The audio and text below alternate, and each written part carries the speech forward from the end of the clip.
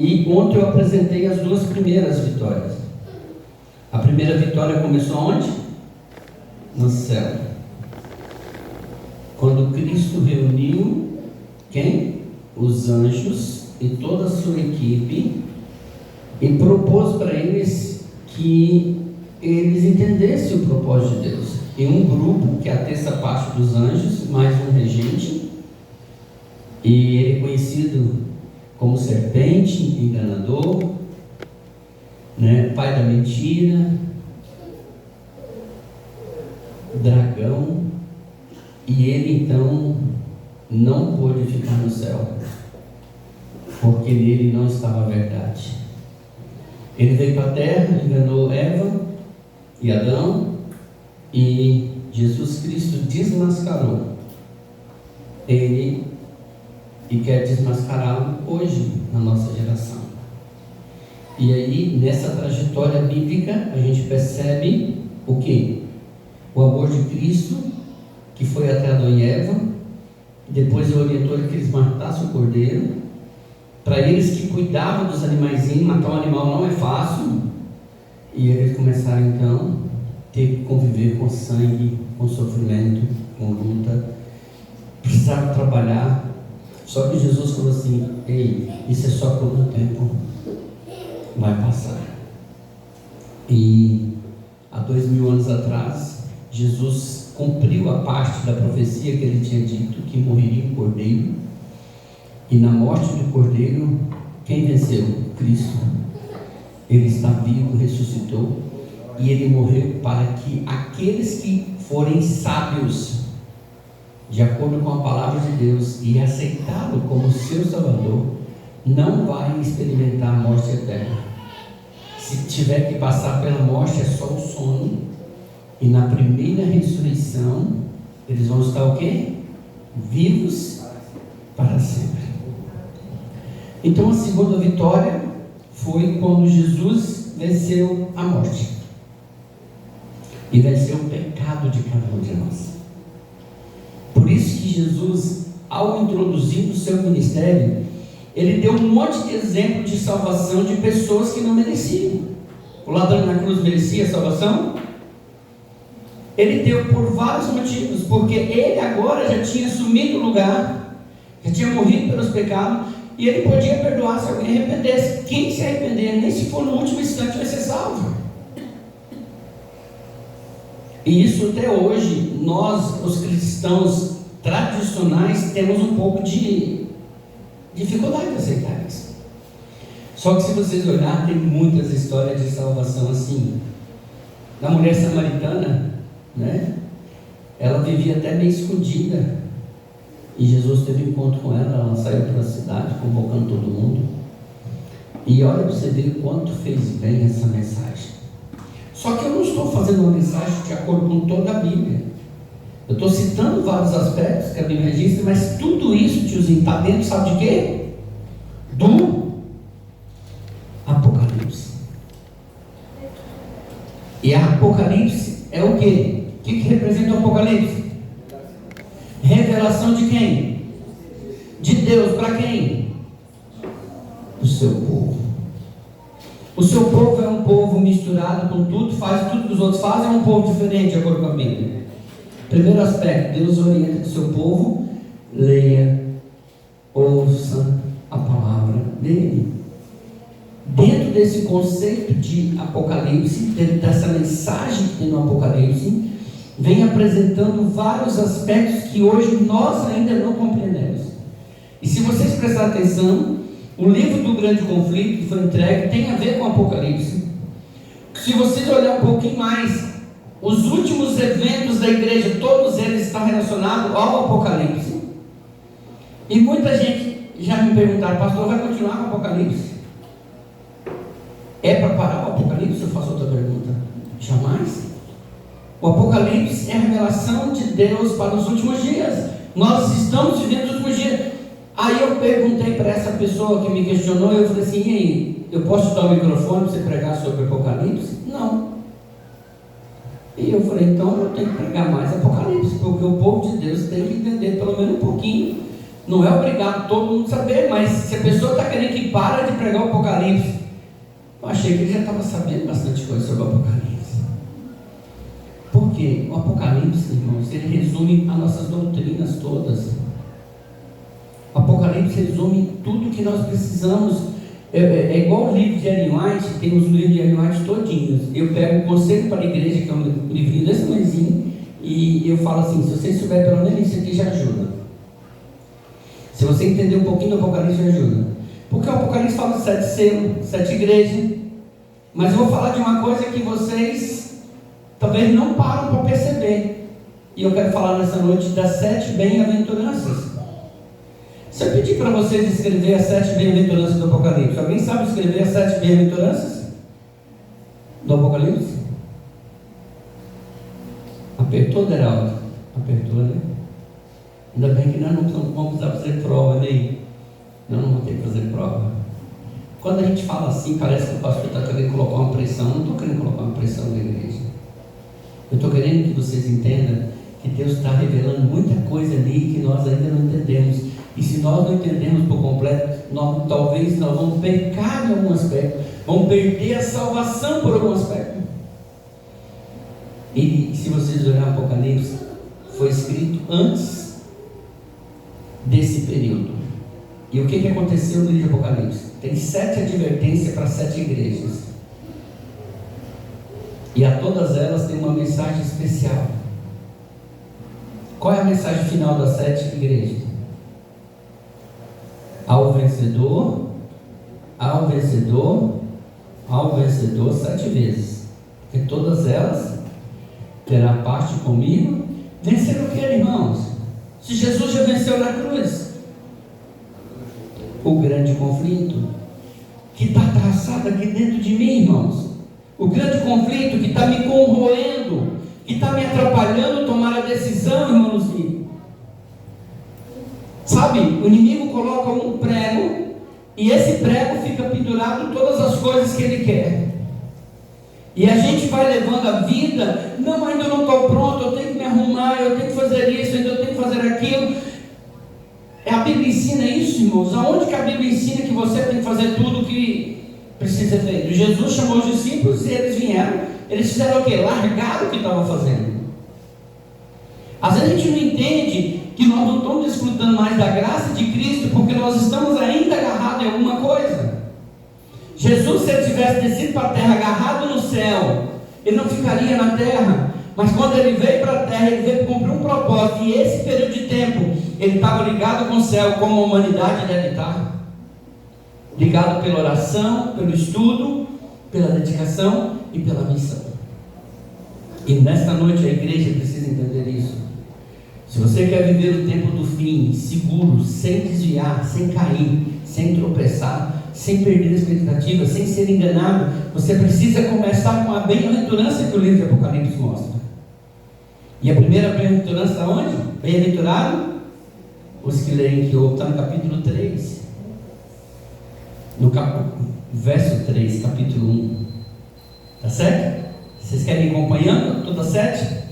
Então, eu vou começar a puxar por aqui. Vocês estão entendendo o que eu estou colocando aqui? Está ficando claro? Além das 7 igrejas, nós temos 7 selos. E tem muitas coisas, irmãos, se a gente não entender, a gente não percebe a astúcia de Satanás. E às vezes a gente vive na mornidão de Laodiceia, porque as outras igrejas já se foram. E às vezes nós estamos dentro da igreja, irmã Ana, vivendo Laodiceia, deixando para outro. O povo de Laodiceia era um povo morno, que esperava muito dos outros. E no povo de Laodiceia a Bíblia ensina que foi orientado que eles comprassem ouro, colírio e vestes. E ao vencedor teria parte na vida. Mas quem vai ler o primeiro texto de Apocalipse 1:3? Bem-aventurados aqueles que leem, aqueles que ouvem as palavras da profecia e guardam as coisas nela escritas, pois o tempo está próximo. Então a primeira bem-aventurança está no Apocalipse 1, verso 3. A segunda bem-aventurança, a segunda felicidade, né? Está no Apocalipse 14, 13. Alguém, por favor? Apocalipse 14, 13. Então ouvi uma voz do céu dizendo: escreve, bem-aventurados os mortos, desde agora morrem no Senhor. Sim, diz o Espírito, para que descansem das suas fadigas, pois as suas obras os acompanham. É estranha essa bem-aventurança? Bem-aventurado quem? Os que morrem no Senhor. Em tempo de guerra e perseguição, vai morrer alguém? E se não tivesse tempo de guerra? Depois do salamento não, mas agora morre. Não é para causar espanto nem desespero. Aqui está confirmando o que Paulo diz lá em Tessalonicenses. Está confirmando que não é para ninguém ficar desesperado, não ser ignorante, porque se cremos que meu Jesus morreu e ressuscitou, assim cremos que os que morrem vão ver Jesus voltando, os que morrem em Cristo Jesus. Então, bem-aventurado é o que lê, bem-aventurado é aquele que também chega a descansar, igual meu pai descansou há 10 anos atrás, 9 anos atrás, certo? Bem-aventurado, feliz, porque ele vai acordar com a volta de Jesus. E tem muitos outros que vocês conhecem que eram tremendos cristãos. E se eu tiver que morrer, eu quero que a minha esposa não fique por ali chorando, eu quero que ela cante o hino dos salvos, que ela fique ali esperando Jesus voltar. Sabe? Eu falo sempre isso para ela: não lamenta, não reclame, porque eu só quero morrer salvo, irmãos. E graças a Deus tem essa bem-aventurança aqui na Bíblia. A terceira bem-aventurança tem Apocalipse 16:15. A felicidade de estar preparado. Vamos ver o que diz a Bíblia? Esse que veio como veio ladrão.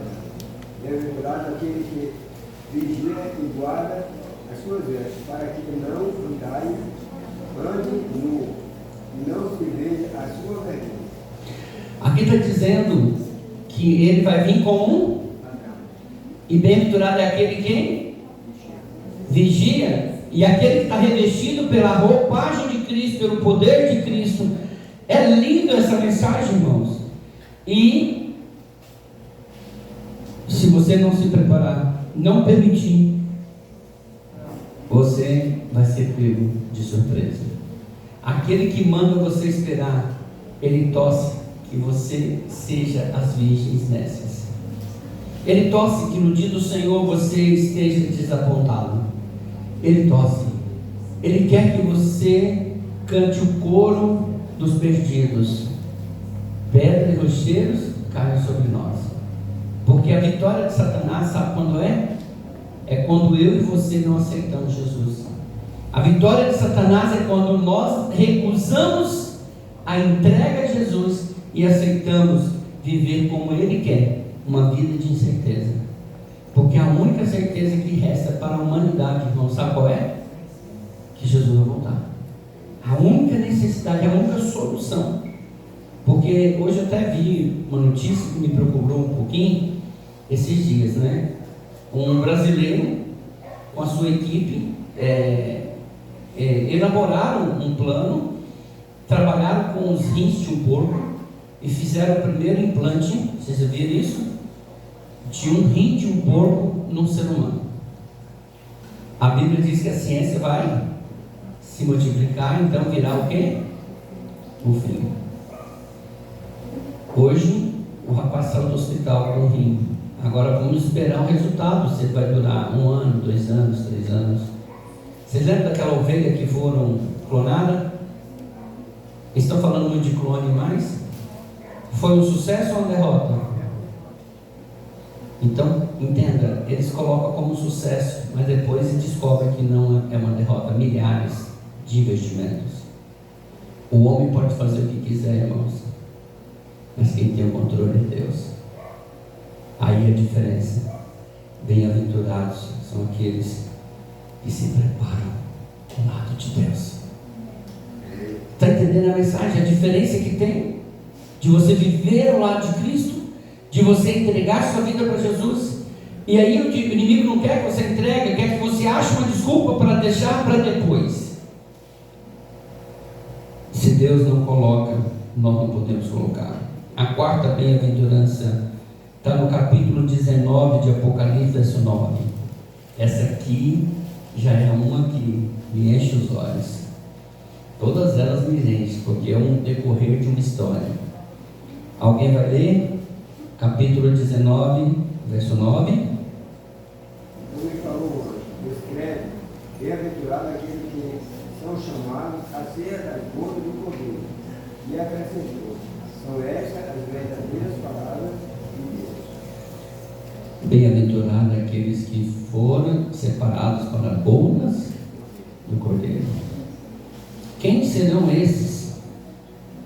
Os remanescentes, os que se entregaram a Jesus, o que disseram: no mundo eu não ficarei, eu vou para o céu, para lá eu vou. É aqueles que não aceitam o que o mundo oferece, é aqueles que preferem o que a igreja oferece do que aquilo que o mundo oferece, é aqueles que não se contentam em viver uma vida de 70 anos e saber que a morte é o fim.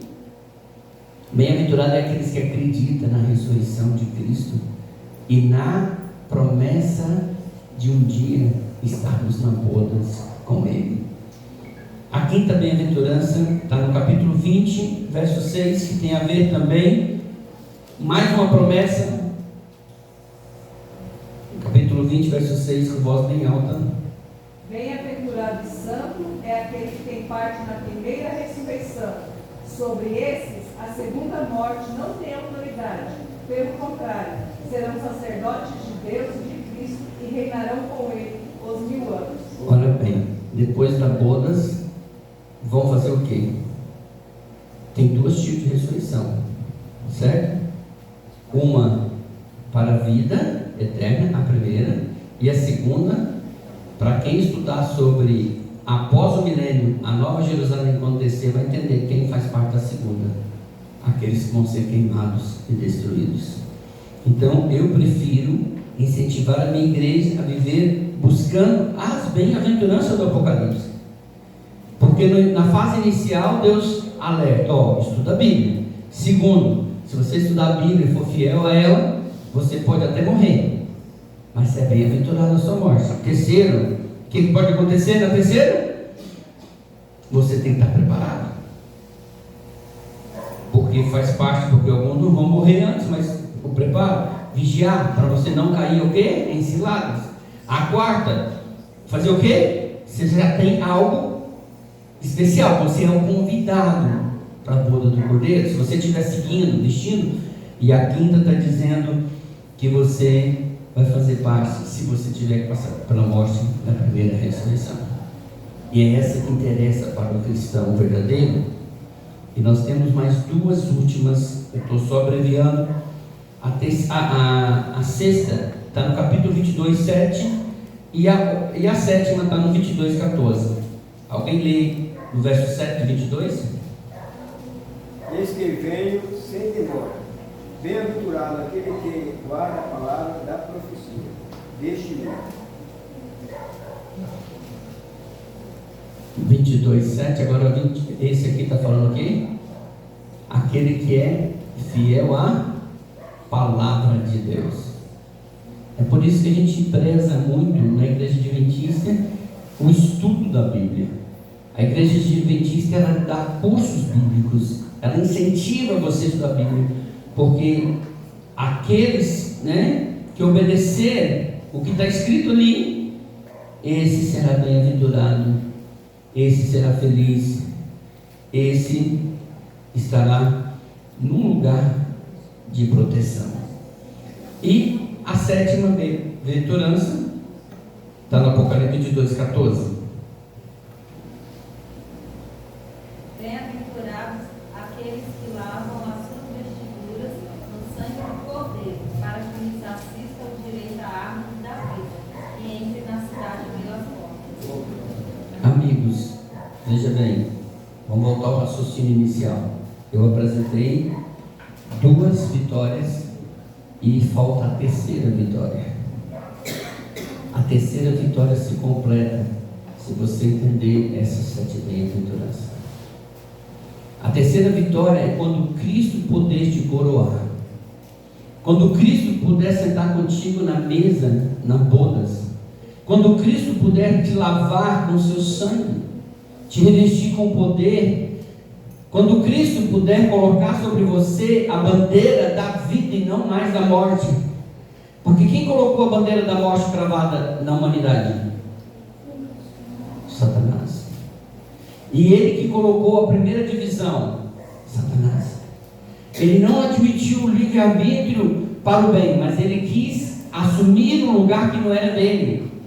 E se você estudar a história dessa semana, o contexto bíblico desde o céu, você vai entender que Satanás sempre foi um agente de discórdia terrível e que nós precisamos cuidar com ele.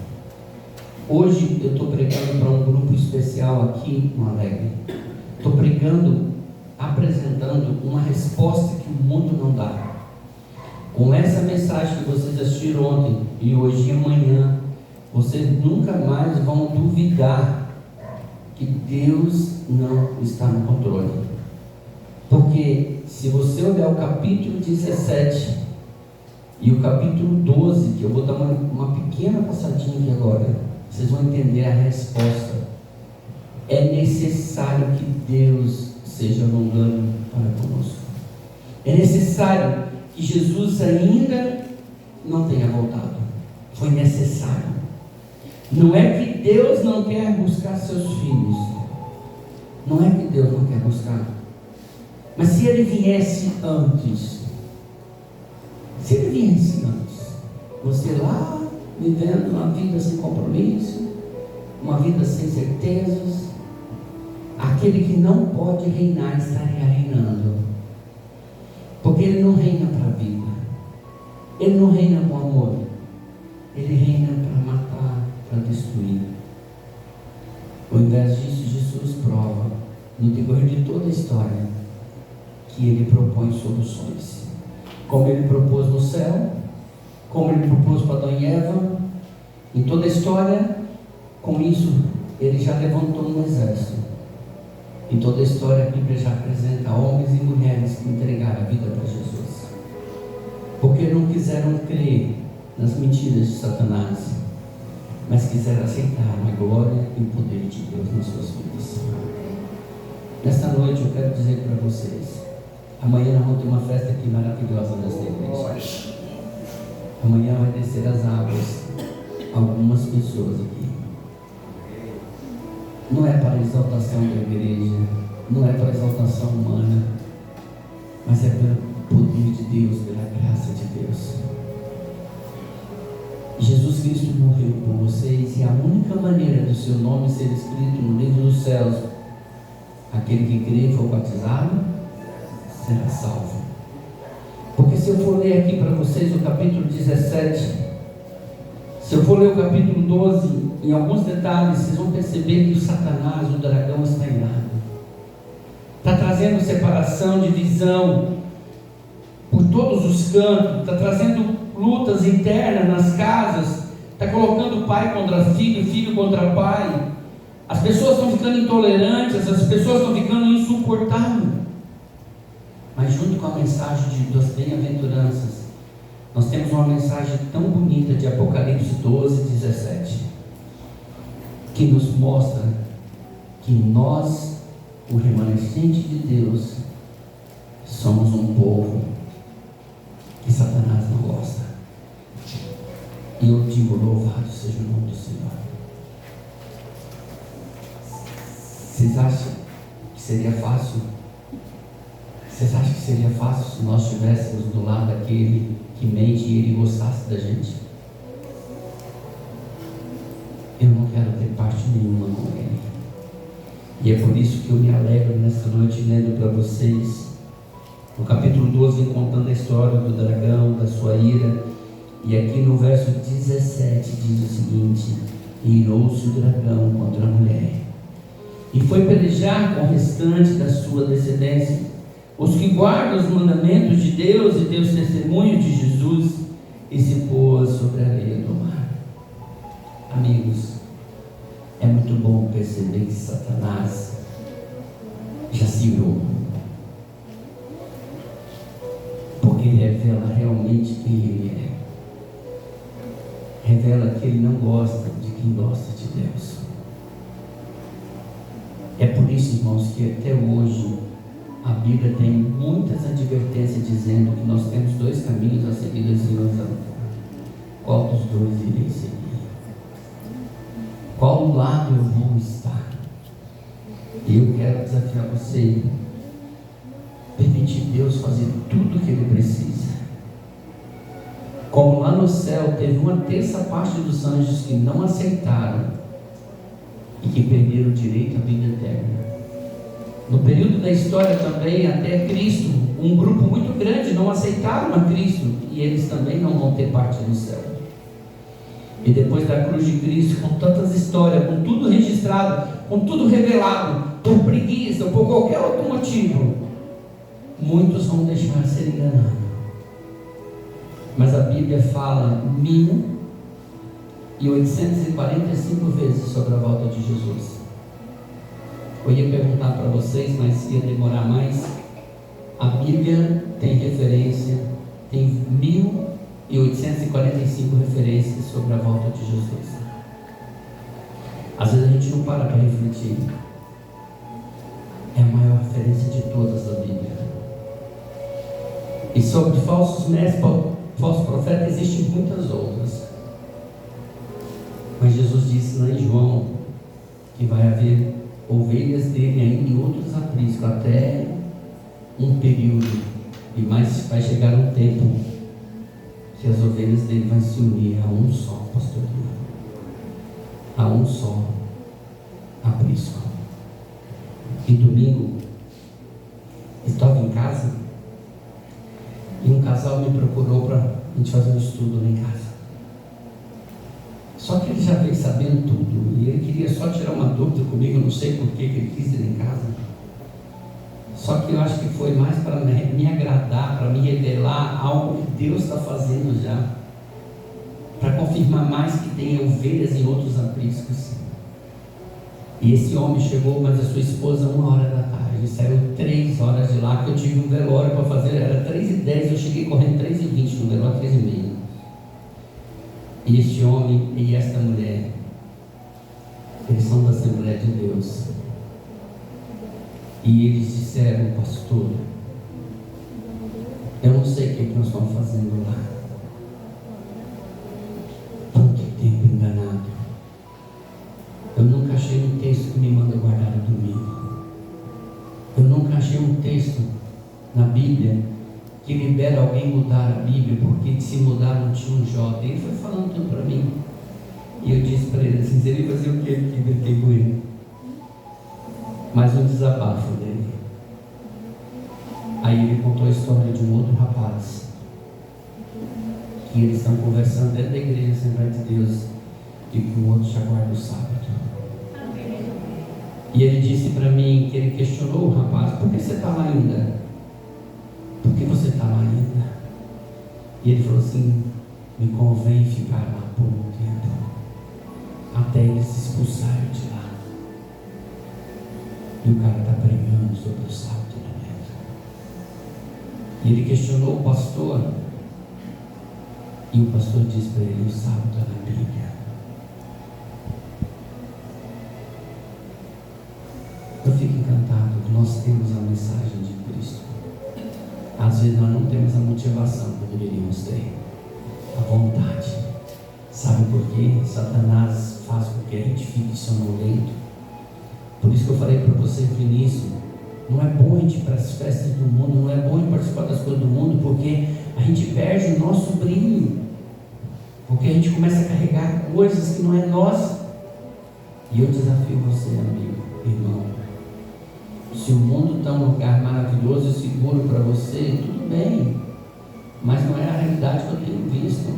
Uns 15 dias atrás, a minha mãe foi diagnosticada com câncer. Ela está lá no hospital, você chega lá, são filas de gente operando de câncer. Alguém aqui gostaria de ter câncer? Ninguém. Mas a tendência no mundo é aumentar o câncer? Sim. Agora o céu fala o quê? O céu vai ter câncer? Vai ter morte? Não. Então não seria sábio da nossa parte querer ir para o céu logo? E Jesus não quer que a gente resolva o nosso problema, Ele quer resolver. Ele disse: não é você que vai resolver, eu vou resolver. Eu vou tomar conta da sua vida. A minha mãe fez cirurgia segunda. Hoje ela está bem. Mas a qualquer momento ele pode descobrir que ela está com outro lugar com câncer, porque ela tem câncer. E ela vai ter que fazer exame constante agora, porque ela tem câncer. Aí depois vai falar que está curada, mas a gente vai ficar com dúvidas se não vai voltar o câncer. Não é assim que acontece com a gente? Sabe, é muito difícil envelhecer, mundo. Eu não tive nenhuma perca grande na minha família, inexplicável. Mas eu sei que em Soretama, ano passado, no mês de agosto, teve alguns pais que perderam 3 filhos, que até hoje eles não têm explicação porque seus filhos foram mortos. Esse não é o lugar que Deus preparou para você. Esse é o lugar que o pecado tomou conta. Esse é o lugar que o inferno faz parte. Às vezes a gente não entende isso, mas é um lugar que tem maldade, tem vingança, não é céu. Concorda comigo? Jesus está chamando para vocês ir para nós irmos para lá. E Ele mostra aqui, se nós estivermos na caminhada, mesmo que estejamos no mundo, mesmo que tiver que passar pela morte, bem-aventurado. Mesmo que tenhamos luta, mas se estiver preso na palavra, entendendo o seu conceito, a gente vai esperar. Porque é bem-aventurado aquele que espera no Senhor. Eu louvo a Deus porque vocês vieram aqui essa noite. Amanhã nós vamos dar sequência no programa, uma festa batismal. Mas Jesus, irmãos, precisa voltar. Às vezes eu faço ceia na igreja, eu fico pensando, será que vai ser a última? Eu quero participar da ceia celestial. Às vezes eu faço um batismo aqui, eu falo, será que essa semana, será que eu vou olhar para o céu e vai vir uma nuvem? E eu penso assim, eu tenho amigos ainda que não decidiram. E eu falo, Senhor, igual Moisés, Senhor, ainda não. Espera mais um pouquinho para ver se A, B ou C ainda vai. Nós não podemos ficar jogando para frente, sabe por quê? O mundo não está mais suportando. Alguns de vocês nem sabem que houve um terremoto no Japão de novo. Sabe, hoje, a gente precisa cuidar. Nós não sabemos o amanhã, mas eu sei que hoje Jesus está me chamando. Eu não sei o amanhã, mas eu sei que Jesus quer tomar conta hoje da minha vida. Ele quer me proteger desse inimigo venenoso, maligno, que está irado contra o povo de Deus. Ele tem astúcia para todos nós que a gente quiser. Mas Jesus tem graça para todos. Ruth, nessa noite você está aqui para cantar, Ruth. A Ruth vai cantar mais um hino, irmãos. Eu quero dizer para você que tem lutado, que tem ficado desesperado, que tem chorado, que tem ficado triste, que tem perguntado para Deus tantas as coisas. Eu vou falar uma coisa para você nessa noite. Entrega o teu caminho ao Senhor, confia nele, mais ele fará. Outro texto que eu vou dizer para você, põe na sua cabeça. Busque o Senhor enquanto você pode achar. E o terceiro texto está lá em capítulo 37 de Salmo. Confia no Senhor de todo o teu coração. É isso que eu tenho buscado para a minha vida. Buscando Ele enquanto Ele está aqui por perto. É isso que eu tenho buscado, confiado nele. É isso que eu tenho pedido. E eu vou fazer mais um texto para você. Hoje, se ouvirdes a minha voz, não endureceis o vosso coração. Entrega a sua vida ao Senhor. O inimigo não merece você mais um dia, ainda sem se decidir. O inimigo é que você fique do lado dele, porque se hoje ele reivindicar, ainda você é dele. Mas eu não queria que você saísse mais sob reivindicação de Satanás. Eu queria que você saísse aqui sobre a graça infinita de Cristo Jesus. E Ele está te chamando, e Ruth vai cantar. E se você tem vontade de colocar hoje a sua vida nas mãos de Deus, Fique em pé enquanto ela canta, para que a gente possa estar olhando por você, para que você não tenha mais essa tristeza de saber que você pertence a alguém que odeia, aquele que é inimigo de Deus.